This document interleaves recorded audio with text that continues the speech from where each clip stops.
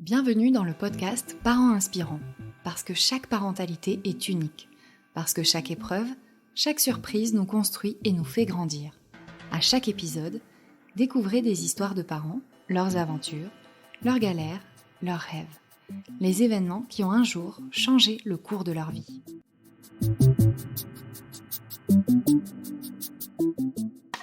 La phobie d'impulsion, c'est le fait d'avoir peur de faire mal à son bébé, ou à soi-même, ou simplement à quelqu'un qu'on aime.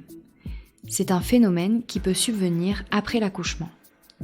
Ces pensées inavouables peuvent plonger celui qui en souffre dans une profonde solitude, de peur d'être jugé ou incompris. Sarah connaît trop bien ces pensées et témoigne aujourd'hui pour aider d'autres parents. Je m'appelle Sarah Bertola. Je suis connue sur les réseaux sociaux avec ce nom, Sarah Bertola, qui est mon nom et mon prénom tout simplement. Et du coup, je suis maman d'une petite fille qui s'appelle Nina et qui a 13 mois. Alors, mon histoire commence avec mon chéri. On se rencontre en 2013. Donc, on est tout jeune, on a 18 ans. On se rencontre dans le sud. Et on passe quelques années ensemble et puis je décide de faire mes études à Paris, et puis après de travailler sur Paris. Et du coup, c'est vrai qu'on se sépare pendant cette période-là, qui a été quand même assez compliquée, puisqu'on s'est séparés, mais on s'est jamais vraiment quittés, puisque dès que je redescendais dans le sud, on se voyait, on a toujours gardé le lien. Et du coup, ça rendait la chose encore plus compliquée quand je faisais les allers-retours entre Paris et le Sud. J'en ai fait pas mal. Et c'est vrai que j'ai quand même mal vécu, je pense. J'étais très épanouie professionnellement sur Paris. Mais sentimentalement parlant, et même au niveau de ma famille qui était dans le Sud, j'avais du mal à vraiment me sentir bien. Et c'est vrai que c'est à partir de là que j'ai eu finalement des phobies d'impulsion. Je ne savais pas ce que c'était. Mais par exemple, pour expliquer un peu dans les détails sordides, j'avais un carrelage dans mon appartement parisien et j'avais l'impression à chaque fois que j'allais tomber et que j'allais me faire mal à la tête et qu'il allait avoir du sang de partout. Et j'avais cette vision d'horreur à chaque fois dans cet appartement. Et malheureusement, c'était l'appartement où je vivais tous les jours, donc j'avais souvent cette image-là. Et je me disais, c'est pas grave. Et c'est vrai que j'avais pas du tout fait le lien avec mes angoisses que j'avais sur le moment, parce que comme je disais, c'était quand même dur émotionnellement d'être loin de tout. Et je mettais ça sur le compte peut-être du stress, du manque de sommeil, mais je m'étais pas vraiment attardée dessus en fait.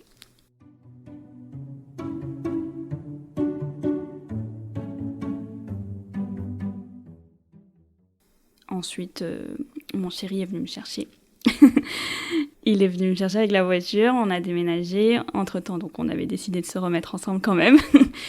Et donc c'est vrai qu'à partir de là, j'avais l'impression que je me suis libérée d'un poids. J'étais soulagée, j'étais vraiment contente de redescendre dans le sud. Donc on s'est remis ensemble, on a directement pris un appartement ensemble. Moi, je me suis dit, j'ai fait ce que j'avais à faire professionnellement parlant. Maintenant, j'ai envie d'être un peu plus posée et de vivre ce que j'ai envie de vivre, quoi. Parce que finalement, je m'étais un peu j'avais un peu suivi les codes sociaux où on te dit, il faut faire des études, il faut travailler. Le travail avant tout, ne pas faire passer l'amour en priorité. Donc, c'est ce que j'avais fait. Et puis, c'est bien beau, mais au bout d'un moment, j'avais envie d'être heureuse aussi, et pas que professionnellement, donc c'est pour ça que je suis rentrée. Et de là, ça allait quand même assez vite, puisqu'on a pris un appartement, on a été confinés, puisqu'il y a eu le Covid juste après. On n'était pas partis à la base pour avoir un enfant, on vivait notre vie pleinement de jeunes adultes, on sortait beaucoup. Il faut savoir que mon chéri a un établissement de nuit, donc j'y étais presque tous les soirs. Et c'est vrai que le confinement, ça a un peu tout stoppé et ralenti, même pour tout le monde. Hein. Et c'est de là que... Moi, ça fait très longtemps que j'avais envie d'avoir des enfants. Mais lui me disait toujours, je suis pas prêt, pas maintenant, plus tard. Il avait du mal à associer le bar avec une vie de famille. Et c'est vrai qu'avec le confinement, comme ça a tout stoppé, on s'est dit bon qu'est-ce qu'on va faire. Et du coup, pourquoi pas un enfant. Non, c'est pas arrivé aussi rapidement, mais c'est vrai que je pense que ça a changé un peu nos états d'esprit. Et finalement, je crois qu'il m'a dit bon ok, ça y est, je suis prêt à avoir un enfant. Et 2 jours après, j'étais enceinte. Donc finalement, j'étais sûrement enceinte quand il me l'a dit. Mais je ne savais pas. Et c'est arrivé hyper rapidement. Et moi qui pensais être hyper prête et qui en avait envie depuis longtemps et qui attendait juste d'avoir le feu vert, là je me suis dit, ah ouais, en fait, finalement je suis peut-être pas si prête que ça, là ça arrive hyper rapidement. Et donc voilà, comme je disais, je suis rentrée de Paris, tout est allé très vite, on a eu un appartement. Ah, on a eu un chien aussi entre-temps. Et puis je suis tombée enceinte.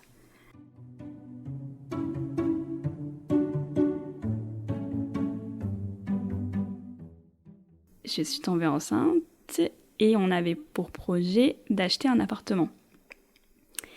On était censé l'acheter du coup avant que j'accouche, enfin avant de donner naissance à Nina. Et finalement, à cause du Covid justement, tout a été retardé. Comme son établissement a été fermé, on n'avait pas vraiment... on a été obligé d'attendre finalement de pouvoir signer pour l'appartement. Donc on a attendu de signer pour cet appartement et puis finalement c'est arrivé en août, le jour de la naissance de Nina.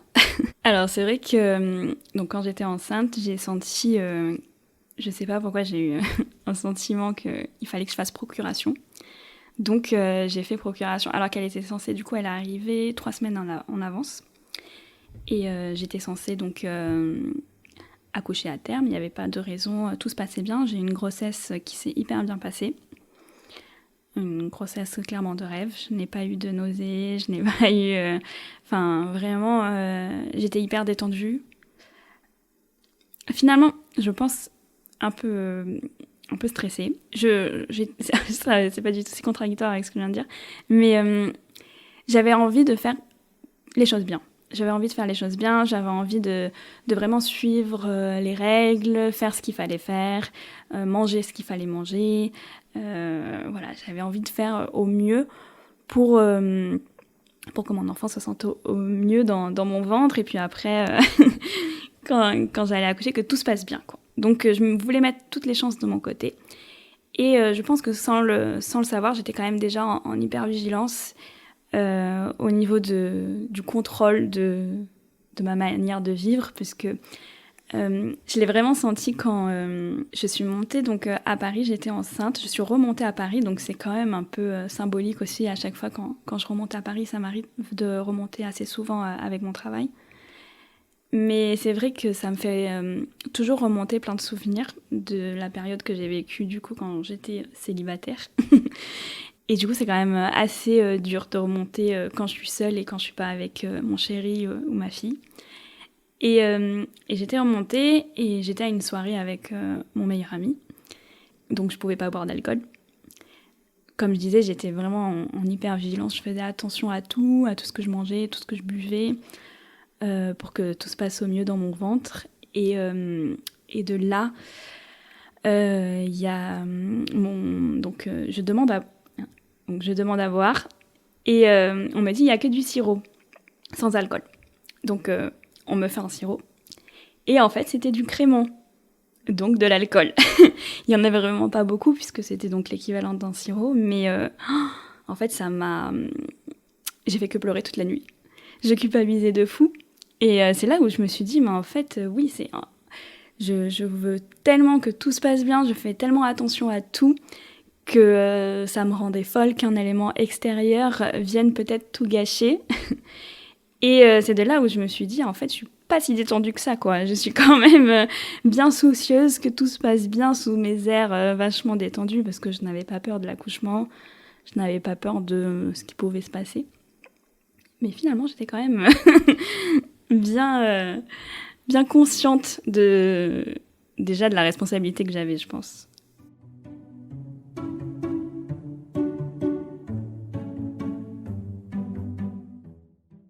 Donc j'avais fait procuration donc chez le notaire pour être déjà sûr qu'on pouvait payer. En fait, ça avait été tellement retardé, la signature, que je me suis dit, j'ai pas envie de louper la signature parce que sinon ça allait encore, le cabinet allait fermer et on allait devoir encore repousser une fois de plus la signature.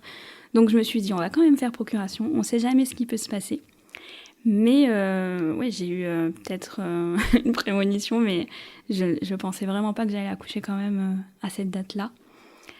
Parce qu'on était dans les cartons, du coup.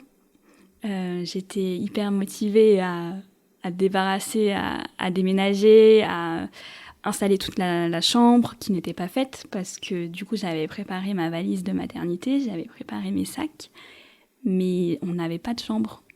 On n'avait pas de nid douillet, on n'avait pas la petite préparation qu'on peut se faire, même mentalement, visuellement, de se dire, bon, il va avoir mon bébé, je vais le changer ici, je vais le mettre dans son lit. Là, c'était quand même très abstrait. Et du coup, je m'étais dit, c'est pas grave, j'aime beaucoup les défis. Et je m'étais dit, bon, bah, vu qu'elle est censée arriver dans 3 semaines, je vais avoir 3 semaines pour tout acheter, tout commander, tout installer, tout monter.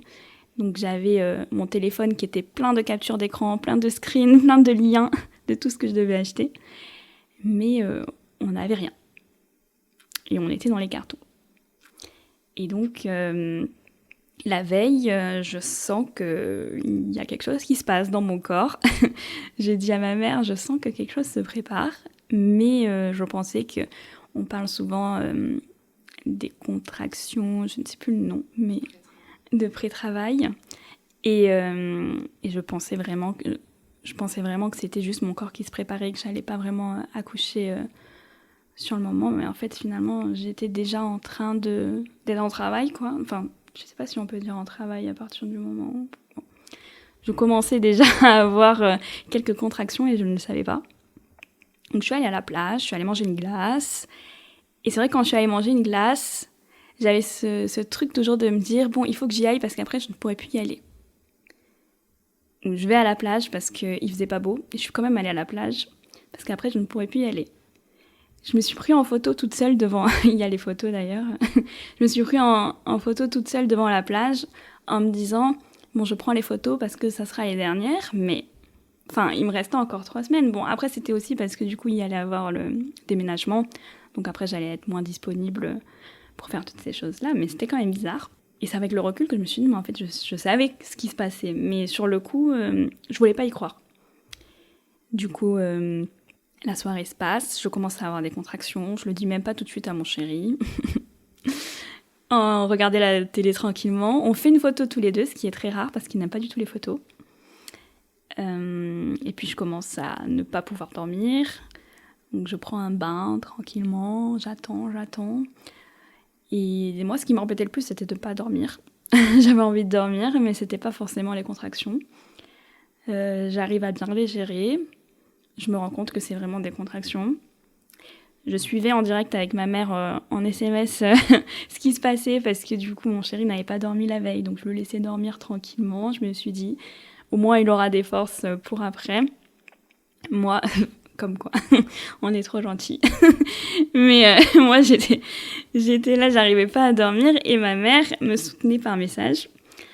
Et je lui racontais un peu tout ce que j'avais au moment présent.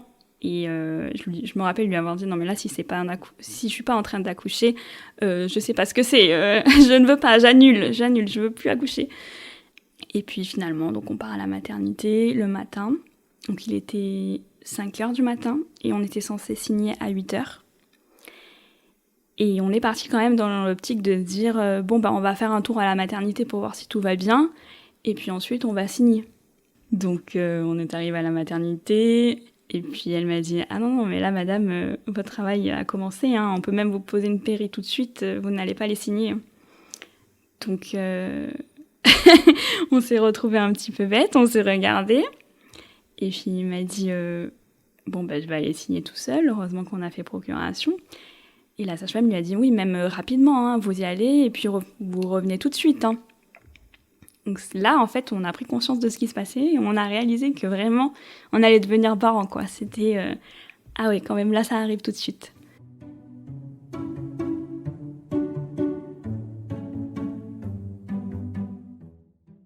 Donc tranquillement, après j'ai pris un bain, j'ai passé la journée dans l'eau. J'avais fait des stories d'ailleurs où j'étais tranquillement dans le bain, en train de devenir propriétaire et d'accoucher le même jour. Donc c'était quand même incroyable. Et voilà, donc j'ai fait procuration, donc j'ai signé en ligne de mon téléphone portable.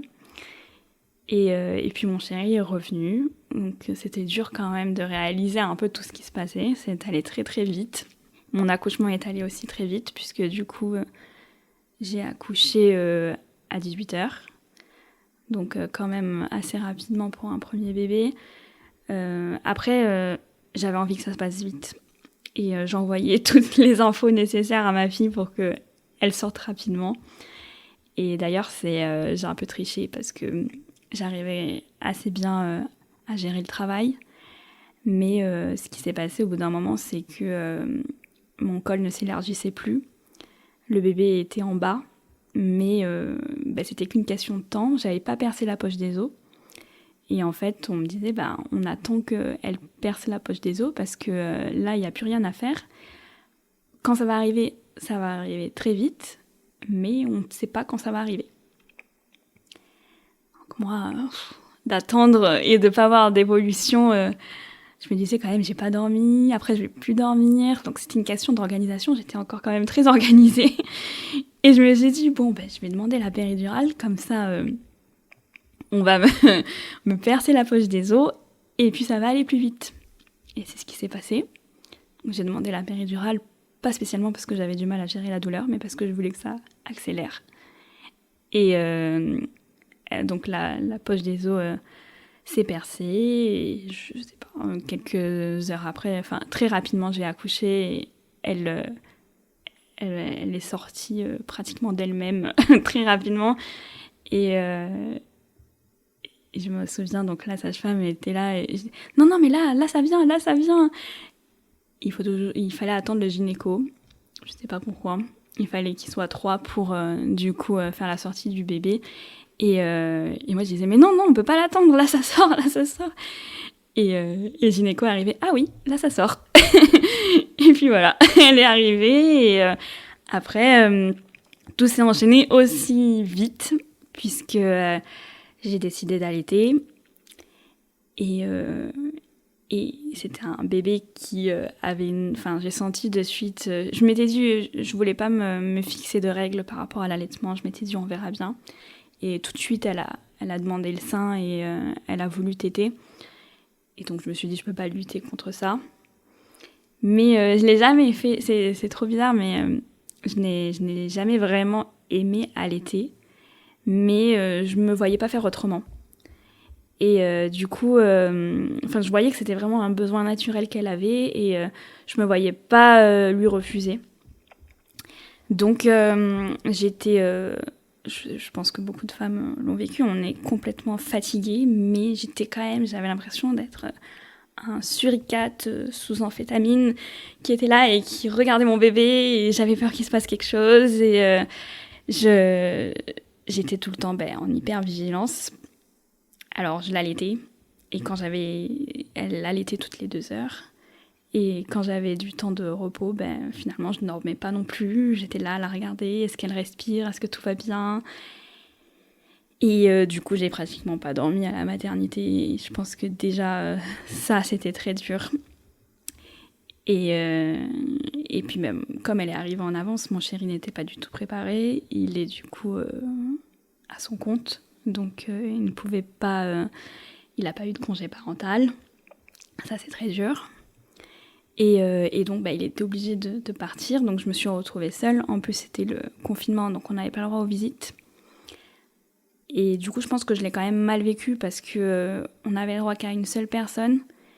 Et je ne pouvais pas, quand mon chéri partait, je ne pouvais pas le remplacer par une autre personne. J'aurais aimé que n'importe qui, ma mère, sa mère, viennent un peu m'épauler. Mais non, et comme il devait partir souvent, puisque du coup, il devait aussi gérer le déménagement, je me retrouvais quand même souvent seule, sans sommeil, avec un bébé qu'on découvre, et qui a un nouveau rôle de maman qui est quand même bizarre. Je me retrouvais avec un petit être à côté de moi dont je devais m'occuper. Tout est nouveau, En fait, j'ai vraiment pendant toute cette période vraiment du postpartum, que tout est allé très vite et que tout s'enchaînait et que je n'avais pas de temps de repos, quoi.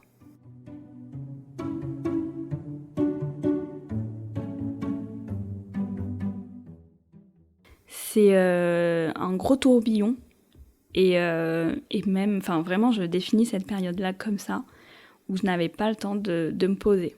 Ça a été vraiment une période qui marque ma vie à jamais, quoi. Enfin, je dirais pas un traumatisme, mais oui, c'est une rupture vraiment avec tout ce que j'avais pu vivre avant. C'est vraiment un des événements le plus marquants, quoi. Ça a été très dur. Je pense que le déménagement a pleinement été quand même... J'aurais vraiment aimé vivre ce moment sans la partie déménagement, aménagement, travaux, puisque en plus on s'est lancé le défi de faire des travaux. Donc voilà, j'étais à la maternité et comme j'étais seule, j'avais envie de sortir, mais j'étais quand même bien à la maternité parce que du coup, on me faisait à manger, on s'occupait quand même un minimum de moi, même si c'était pas des personnes familières. J'avais quand même un petit cocon, mais c'est vrai que j'avais besoin de voir mes proches et c'est pour ça que j'avais envie de sortir. Mais finalement, quand je suis sortie, je me suis retrouvée au milieu des cartons. Tout était rangé, donc je ne savais même pas où était une fourchette au milieu des cartons. Et je me suis retrouvée totalement perdue. J'avais l'impression de crier au monde entier et que personne ne comprenait ce que j'étais en train de vivre, puisque mon chéri ne comprenait pas. Il essayait de faire au mieux, au plus vite. Donc lui, il s'était mis en objectif de faire le nid, de construire du coup, de faire les travaux, d'avancer dans le déménagement. Mais il me laissait totalement seule avec mon bébé. Et moi j'étais perdue parce que du coup je ne savais pas quoi faire. J'avais envie aussi d'aider de faire ce que j'avais l'habitude de faire en fait, qui était pour moi plus rassurant et plus confortant. Je pense que mon chéri a un peu suivi le process comme ça en se disant moi je vais aider dans ce sens-là. Et moi j'aurais aimé faire pareil mais je pouvais pas parce que du coup je devais m'occuper de mon enfant, surtout le nourrir.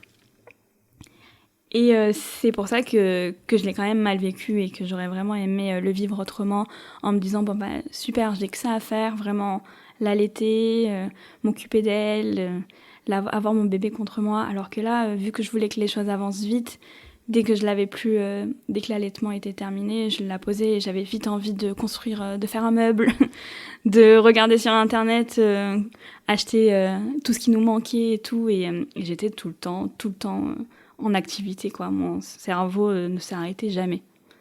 Du coup, je suis partie. Donc là, on était dans un appartement qui était à Toulon. Et comme on devait rendre l'appartement dans lequel on était, j'ai dû partir chez mes grands-parents. Donc pratiquement dans le Haut-Var. Alors que l'appartement qu'on venait d'acheter était toujours sur Toulon.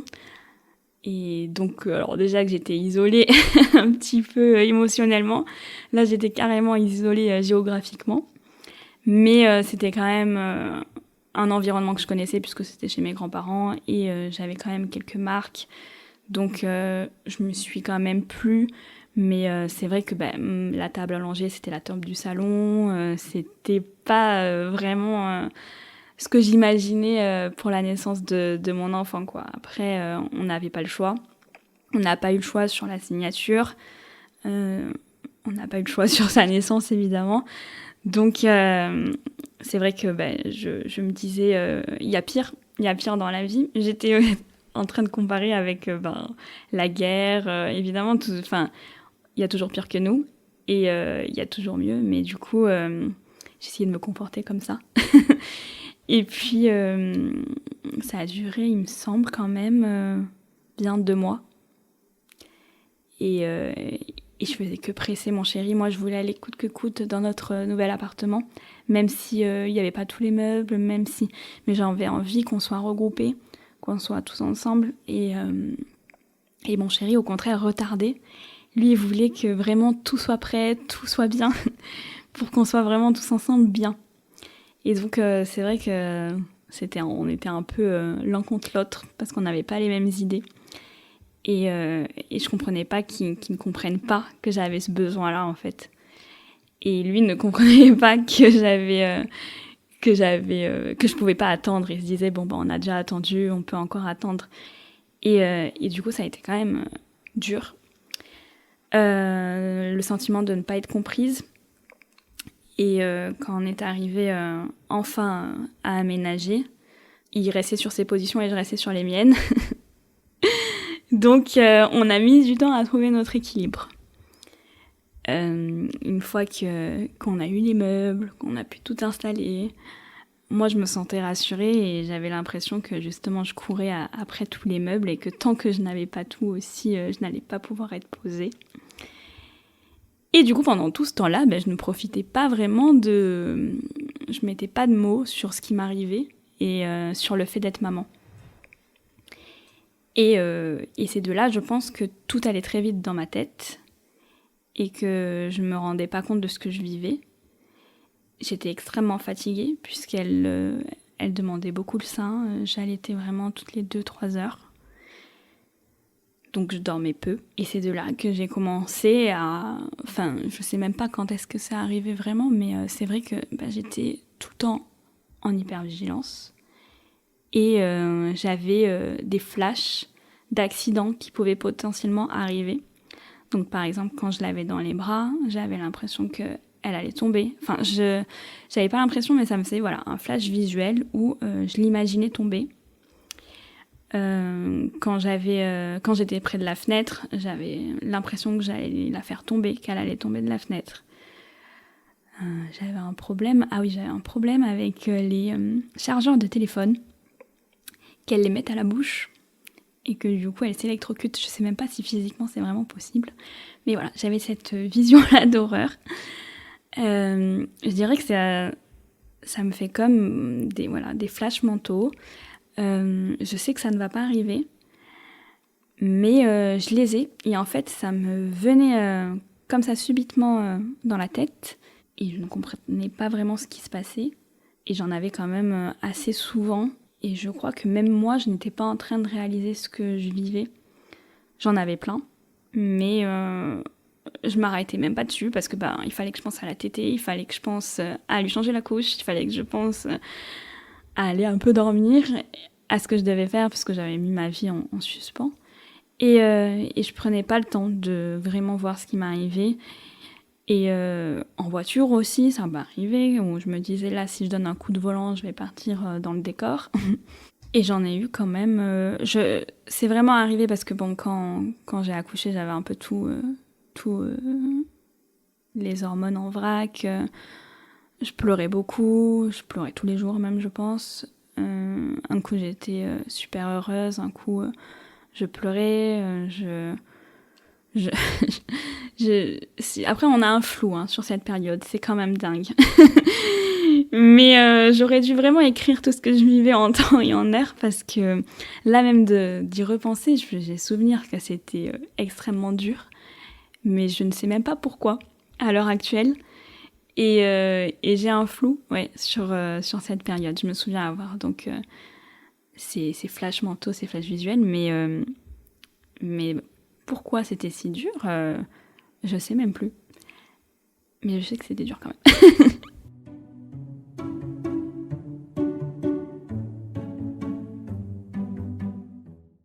Et puis surtout, j'avais un sentiment de ne pas avoir de reconnaissance, puisque du coup, un nouveau-né... ça n'a besoin que de manger. Et j'avais ce manque... pas ce manque d'amour, mais... oui, je me disais, mais... en fait, je lui sers que à la nourrir, quoi. Elle ne veut absolument que manger. Et c'est vrai que tout est allé mieux quand elle a commencé à grandir vers 6 mois, où vraiment, il y a un peu plus d'interaction. Elle commence à sourire, elle commence à avoir des petits gestes... tendre et c'est là où vraiment c'est allé mieux, mais j'avais toujours quand même ces flashs visuels. En fait, je dis flash visuel parce que je ne connaissais pas le terme à ce moment-là et je ne savais pas du coup vraiment les identifier, ce que c'était. Et puis je suis tombée par hasard dessus. En fait, j'ai vu le mot phobie d'impulsion quelque part. Et je me suis dit, tiens, qu'est-ce que c'est ? Ça me parle. Je suis allée voir sur Google, tout simplement. Et là, j'ai vu en fait que ça décrivait exactement ce que j'avais. Ce que j'avais vécu du coup pendant mon postpartum et aussi quand j'avais des angoisses finalement à Paris, que je ne savais pas identifier. Et je me suis dit, ah mais c'est exactement ça. J'avais jamais osé en parler en fait. Pas à mon compagnon, même pas à ma mère. Puisque même à moi, je pense que... même à moi-même, je n'avais jamais osé en parler et vraiment m'attarder sur ce que j'étais en train de vivre. Je voyais le truc et puis je me disais, hop, on passe à autre chose. Qu'est-ce qui m'arrive là ? Mais non, allez, hop. Quand vraiment j'ai commencé à comprendre et déjà rien qu'à mettre un nom sur ce qui m'arrivait, à connaître le terme phobie d'impulsion, je me suis dit, ah mais ok, c'est ce que je suis en train de vivre. Et puis finalement, d'autres personnes le vivent aussi, puisque du coup, il y a quand même pas mal d'articles sur Google à ce propos-là. C'est vrai que les articles que j'ai lus, c'était vraiment général, de manière générale, la phobie d'impulsion. Voilà, dans la description, ça décrivait exactement ce que je vivais. Donc des flashs visuels qui nous arrivent de manière inattendue et qu'on ne peut pas vraiment contrôler, qui sont souvent des flashs d'accidents ou de malheurs qu'on peut faire à soi-même ou à autrui. Finalement, le mot postpartum n'est pas vraiment... Il figure dans les articles, mais il n'y a pas vraiment d'article sur le postpartum où on peut dire que c'est vraiment un des, entre guillemets, je ne sais pas si on peut dire symptômes, mais phénomène qu'on peut vivre lors du postpartum. Et donc, je me suis dit, ah oui, je suis peut-être pas folle. Peut-être que d'autres personnes le vivent aussi. Et je ne sais plus si j'ai posé la question en story ou si j'ai directement fait... Non, oui, je pense que j'ai dû en parler en story sur Instagram, donc sur mes réseaux sociaux.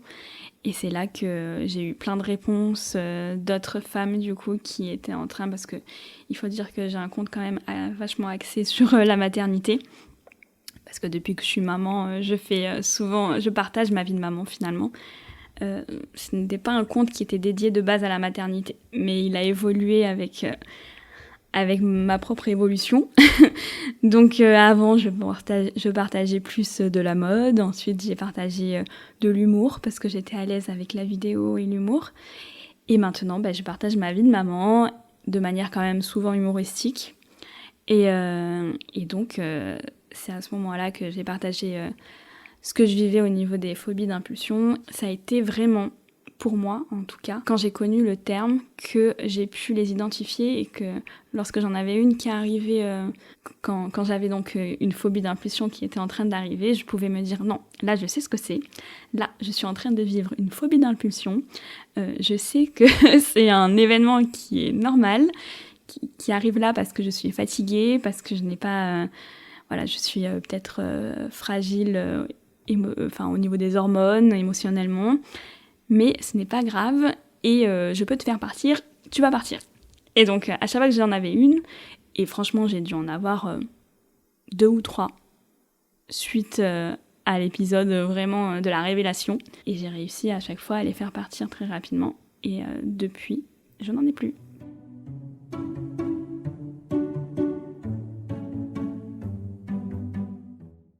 C'est pour ça que j'avais envie d'en parler, parce que moi, en tout cas pour ma part, alors ça peut être aussi lié au fait que ça faisait déjà, du coup, je pense, je sais plus exactement quand je l'ai su, mais je pense bien 1 an après la naissance de ma fille, donc du chemin a été parcouru, et donc ça va aussi peut-être avec le fait que je me sens plus à l'aise avec mon rôle de maman, que je me sens... qu'elle fait ses nuits.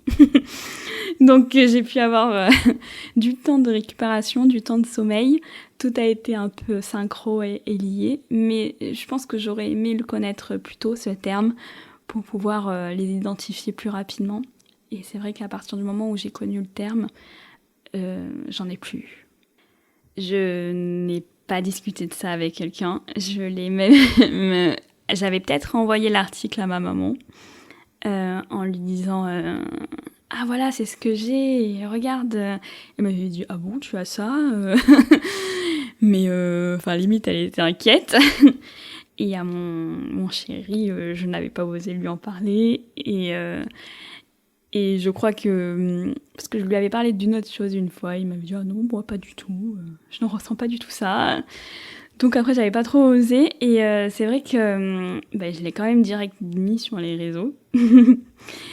Et parce que c'est vrai que c'est un petit peu mon journal intime aussi. Et finalement, quand j'ai vu le nombre de retours et le nombre de femmes qui vivaient la même chose que moi, de femmes ou d'hommes, puisque du coup ça peut nous toucher à tout moment de notre vie, pas forcément avec le postpartum, hein. Mais c'est vrai que c'est quand même plus amplifié. Le postpartum, c'est tellement un mélange de plein de choses à la fois qui nous tourmentent qu'on est amené sûrement à vivre des événements qu'on ne contrôle pas et qui sont tout nouveaux. Enfin, vraiment, moi j'ai eu l'impression pas de revivre une nouvelle personne, mais il y a un avant et il y a un après, clairement.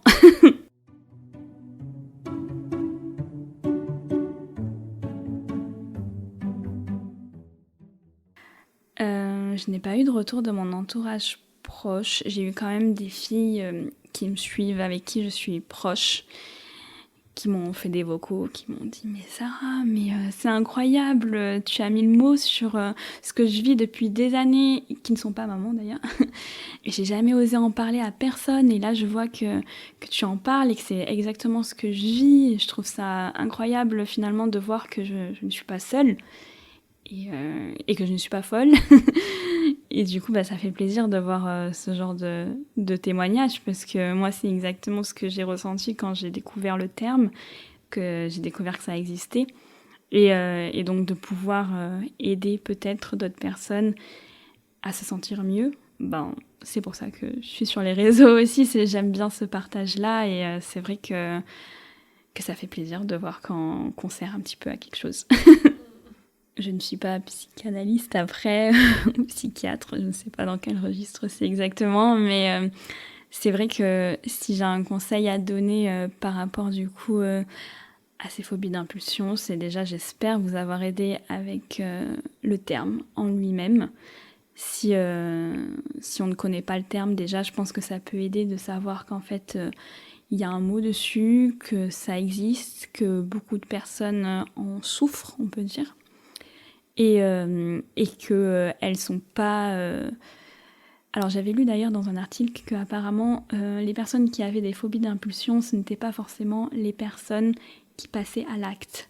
C'était plus du coup de l'inquiétude, de l'hypervigilance qui envoyait des signaux de danger à notre cerveau, enfin dans le sens attention, voilà, il peut arriver quelque chose, il peut arriver un danger, mais que...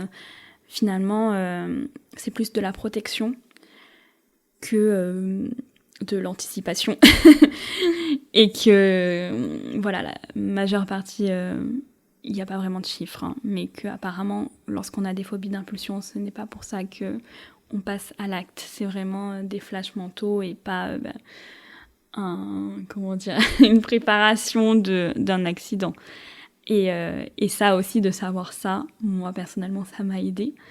Donc si j'ai un conseil à donner, c'est de vous renseigner, peut-être vous faire aider aussi avec des professionnels qui sauront en parler mieux que moi, mais que ça existe, que c'est pas dangereux, que vous n'allez pas faire des choses monstrueuses comme vous pouvez le penser, que vous êtes juste une femme ou un homme qui vit des épreuves en ce moment et que tout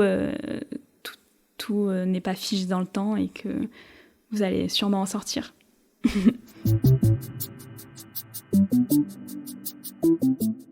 Voilà, l'épisode touche à sa fin. Si vous aussi, vous souhaitez partager votre récit, écrivez-nous à contact@parents-inspirants.com. Nous avons hâte de vous lire. À très vite!